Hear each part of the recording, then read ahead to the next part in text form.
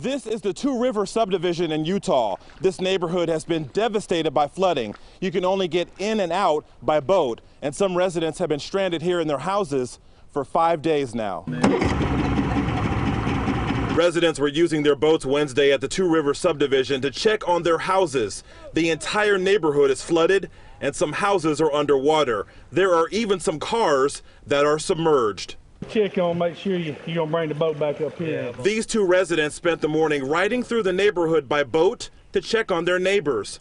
One of their stops was at this house, where an elderly family lives. They've been stranded in their home since Friday. Well, to be honest, it caught us off guard. Jimmy Hildreth tells CBS 42 News the floodwaters rose so fast, he and his wife and mother-in-law didn't have time to leave.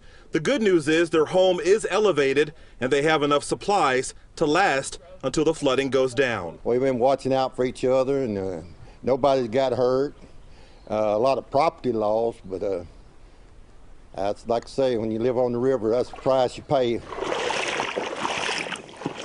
But the high water has taken its toll. Many do have water damage inside their houses. It's damage there. I have to rip the walls out, clean up everything while it won't be mowed and everything. I'm here now, I'm waiting it out. I got plenty of groceries and power on TV works. The unfortunate part of all this is many homeowners who live here do not have flood insurance. They're just hoping the floodwaters will go down soon so they can begin the cleanup process.